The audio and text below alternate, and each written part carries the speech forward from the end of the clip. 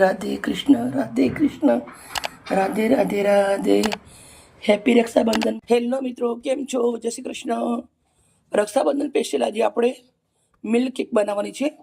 ફૂલ fat દૂધ લીધું છે મેં, 2.5 લીટર દૂધ આપણે મોટા વાસણના અંદર લઈ લેવાનું છે, જાડા તળિયાવાળાના અંદર. અને પછી આપણે દૂધને ઉકળવા મૂકી દેવું છે. કેવી રીતે બનાવવું છે એ તમને હું બતાવું છું. આ દૂધ આપણે 2.5 લીટર છે, 500 ગ્રામ થાય ત્યાં સુધી દૂધને પહેલાં ઉકાળી લેવાનું. વાસણની કઢાઈ લેવાની છે. અંદર થોડું દૂધ નાખતા પહેલા આપણે પાણી નાખવાનું છે. પાણી નાખશું તો તળિયે ચોટશે નહીં. હવે આપણે દૂધ લેવાનું છે, પણ આવી રીતના ગરણીથી ગળી લેવાનું છે.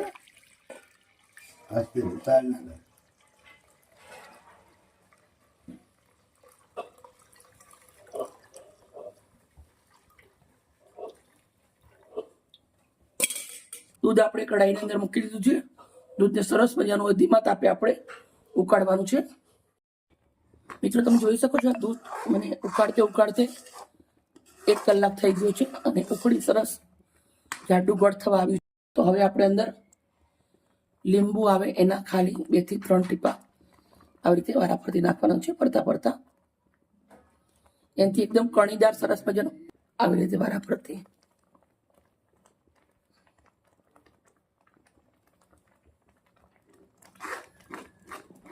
હવે આપણે ઇલાયચી 4 નંગ લીધી હતી, એના બીજ નીકાળી દીધા છે, એ નાખવાનું છે.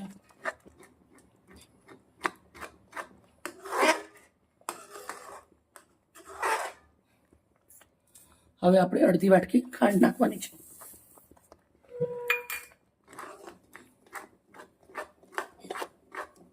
હવે સરસ મજાનું આપણે હજી 15 મિનિટ જેવું લાગશે ઉકળતે. મેં ધીમા તાપે દૂધ મૂકી અને ઘરના કામ બીજા કરતી રહી હતી અને વચ્ચે વચ્ચે ચમચાથી ફેરવતી ગઈ હતી. તો આપણું સરસ મજાનું મિલ્ક કેક રેડી થઈ જશે. આ 2.5 લીટર દૂધનું આપણા નોર્મલ ગેસ ઉપર કરતે મિનિમમ 2 કલાક જેવું લાગે છે.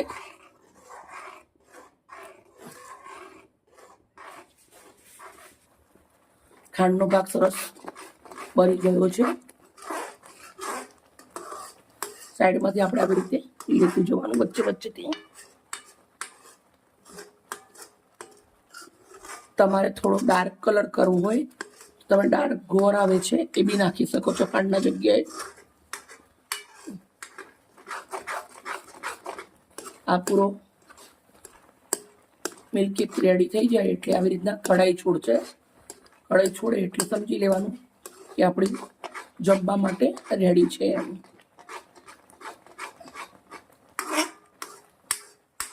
હજી થોડી વાર છે.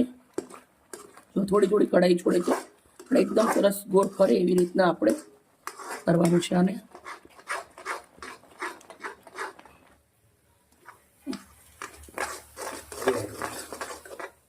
મિત્રો, તમે જોઈ શકો છો ખાંડનો ભાગ સરસ બળી ગયો છે અને એકદમ કમ્પ્લીટ જમવા માટે રેડી થઈ ગયું છે. આ જો તમને કીધું તો કઢાઈ છોડશે ને ત્યારે જ કમ્પ્લીટ થશે. કઢાઈ છોડે છે અને મસ્ત રેડી થઈ ગયું છે જમાવા માટે.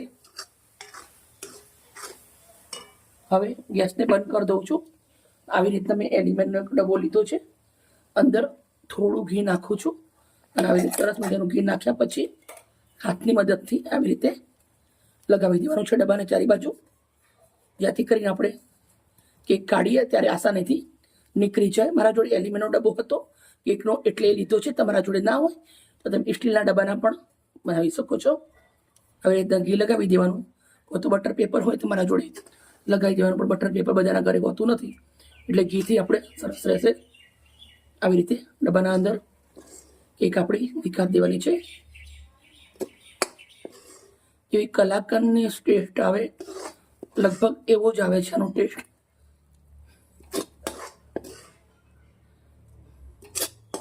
અમારા ઘરે ક્યારે બર્થડે ને એવું કંઈ હોય ને ત્યારે આવી રીતે અમે ઘરે જ બનાવીએ છીએ. થોડી થોડી એવી રીતે ચમચાની મદદથી આપણે સરખીને દબાવી દેવાની છે.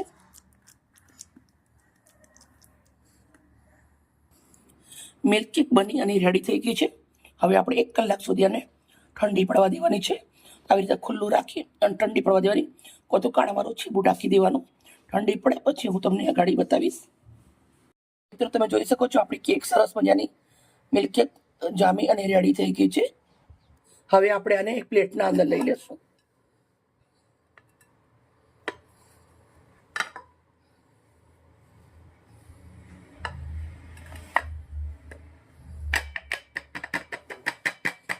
દીકરી થોડી મદદ કરાવે છે, થોડી હું કરું છું.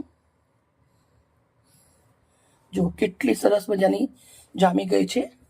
આવી રીતે પહેલાં આપણે ઘી લગાવી દીધું હતું ડબ્બામાં, એટલે આસાનીથી નીકળી ગઈ છે. હવે આપણે થોડી આને સજાવી દઈશું. પિસ્તા અને પમ્પકિન સીડ લીધા છે, તમારા જોડે જે હોય એનાથી સજાવી શકો છો. ચલો પહેલાં પમ્પકિન સીડ લગાવી દઈશું આપણે.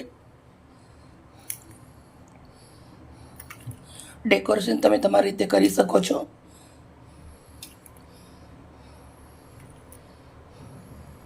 પમ્પકિન સીડ લગાવી દીધા છે. હવે આપણે કાજુ લગાવીશું.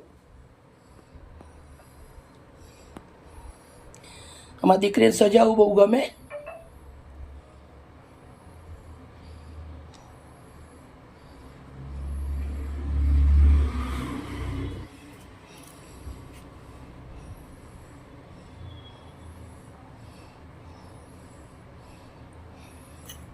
વાવ, બહુ સરસ દેખાય છે.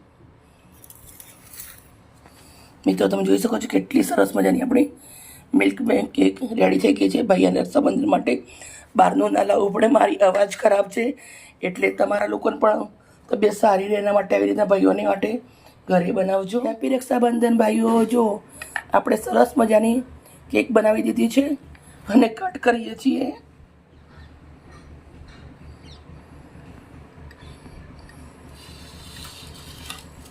હવે સાઈડમાં આવી રીતના પ્લેટ લીધી છે, પ્લેટના અંદર મૂકી દઈશું આપણે. મિત્રો આપણે કેક સરસ મજાની રેડી થઈ ગઈ છે. અમારી વિડીયો સારી લાગે તો પ્લીઝ એક લાઈક કરજો. આવી ફ્રેશ કેક તમે બનાવજો ઘરે. એકદમ તમે જોઈ શકો છો એકદમ જ્યુસીલી છે, બહુ સરસ મજાની. જેવી કલાકંદ આવે એવી જ છે, કલાકંદ મીઠાઈ આવે એવી. એકદમ મોંઘા ભાવની સસ્તા બજેટના અંદર ઘરે રેડી થઈ જાય છે. બહુ સરસ મજાની આપણી કેક રેડી થઈ ગઈ છે મિત્રો. ઓકે બાય, કાલે મળીશ નવી રેસીપી સાથે. રાધે કૃષ્ણ, રાધે કૃષ્ણ, રાધે રાધે રાધે. હેપી રક્ષાબંધન ભાઈઓ.